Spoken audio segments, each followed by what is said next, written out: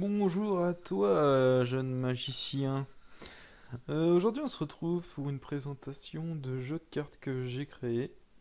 Donc là, en fait, j'ai préparé ça, mais c'est pour bon, c'est préparé à la va-vite, mais en fait, c'est pour vous expliquer un peu comment marche le jeu. Donc en fait, tout d'abord, on va piocher. Non, tout d'abord, vous allez mélanger votre deck. Donc vous avez des decks sur les mangas, hein. Donc là, cette garde-là, Darion, c'est dans le manga Arslan. Donc tout d'abord, vous allez prendre les trois premières cartes du deck que vous allez mélanger, vous allez mettre sur les terrains. Donc là, on imagine qu'il y a trois cartes. Est-ce que je peux faire un copier-coller?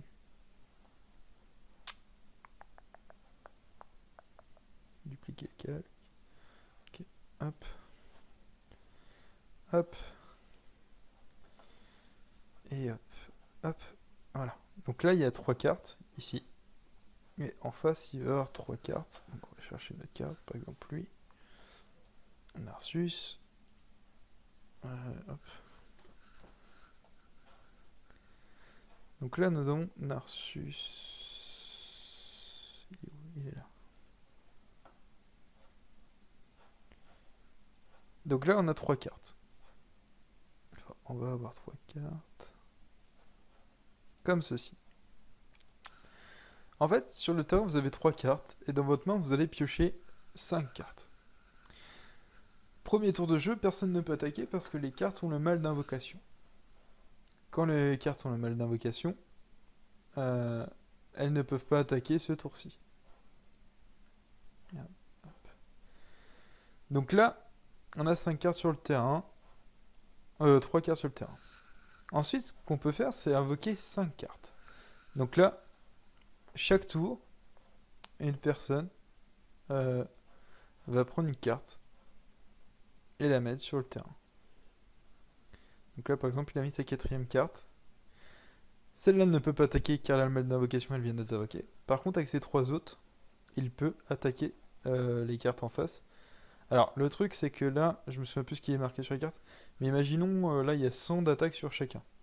100, il y aura 100 points de vie, il n'y a pas de contre-attaque. C'est-à-dire qu'elle n'a pas de effet je t'attaque parce que tu m'attaquais.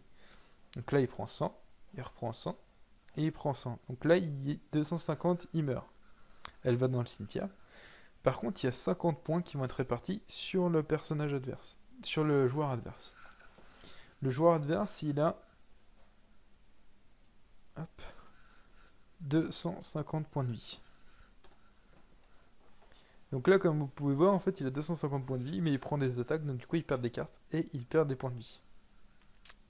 Le but du jeu, c'est de invoquer ces cartes qui ont chacun des spécificités, donc je vais vous montrer un deck après, pour faire en sorte que l'adversaire perd le combat, soit parce qu'il n'a plus de cartes, soit parce qu'il a perdu la totalité de ses points de vie. Donc on va aller vous montrer tout de suite un deck. Non, casse-toi. Bon, c'est pas grave. Je vais vous montrer tout de suite un deck de ce style. Donc là, autant commencer sur le deck Arslan, quoi. Donc là, comme on peut voir ici, il y a Daryun, donc 250 PV. Donc 250 PV, c'est la meilleure carte qui est dans le jeu, il me semble. Oui, c'est ça. Alors là, son attaque, c'est coup de lance, il inflige 60 PV. C'est une capacité. Donc là, en fait, on peut choisir. Donc là, c'est une capacité offensive et il y a des capacités défensives. On peut utiliser qu'une capacité par tour. Un tour comprenant notre tour et le tour adverse. Elam, donc Elam qui a 50 PV, il inflige 30. Narsus qui a 200 PV, donc qui est la deuxième carte meilleure. Alors la stratagème, contrer une attaque adverse, redirigez-la vers une carte adverse. Donc ça c'est une capacité défensive. Diev, 80 PV, donc pilleur, piocher une carte dans un deck adverse, et épée, infliger 30 PV. Donc là, soit il utilise pilleur et par conséquent il ne peut pas attaquer, soit il utilise épée et il ne peut pas utiliser pilleur pendant votre tour de jeu, et le tour adverse. Alfred, 30 PV, épée, elle inflige 30 PV. Andragoras 2, 70 PV, il inflige 50 PV avec son épée. Jin Kamen, 90 PV, Dagon infligé 50 PV. Sam, 30 PV, Stratagème sombre, ajoutez 20 d'attaque à tous vos alliés. Donc il y a des cartes, comment dire, boost, qui permettent de booster les attaques et les défenses. Chapure 50 PV, épée inflige 30 PV. Cubar 80 PV, attaque d'homme bourré, infligé 50 PV. Jasvante 50 PV, produit sèvre, infligé 40 PV. Arzang 70 PV, main visible, infligé 40 PV. Étoile 30 PV, coup d'épée, infligé 20 PV. Ragentra 70 PV, coup d'épée, infligé 40 PV. Je vais vous laisser lire. Juste, voilà.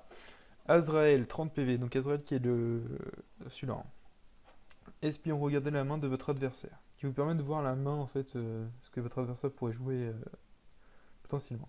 Donc Vazris qui a deux capacités, dont une qui permet d'ajouter 50 d'attaque à un Arslan quand il est sur le terrain. Hop, rien de très intéressant sur celle-là. Alors Baudouin. Baudouin qui est un espion, il permet de prendre une carte adverse de votre choix dans la main, qui permet de prendre une carte adverse dans la main de notre adversaire. Charge, alors ça c'est des... On va pas dire des cartes magie, mais c'est des... Oui, si, c'est des cartes magie en fait. Donc la charge perçant, infliger 30 PV à toutes les cartes adverses. Prise de tâche, empêcher la carte de contrer et attaquer. Ajouter 20 d'attaque à une carte alliée. Placer deux cartes sur le terrain. Parce qu'en fait, on peut placer qu'une seule carte, hein, comme j'avais dit tout à l'heure sur le terrain, à son tour. Donc là, ça permet d'en invoquer deux. Guerre Ninja, Xandes.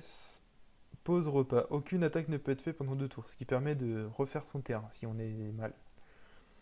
Et Casque de Darion, ajouter 30 PV à une carte alliée. Je crois qu'on a fait le tour. Arslan, on l'a vu? Non, on l'avait pas vu. Vive le roi, ajouter 30 d'attaque et 30 PV à chaque carte alliée. Donc voilà pour ce deck Arslan et pour le jeu. Donc je pense que là on va faire des présentations de deck manga. Donc là je vous ai présenté le premier deck, je vous ai présenté comment c'est joué. Il n'y aura pas de démonstration de jeu à moins que je trouve un moyen, mais pour l'instant c'est pas prévu.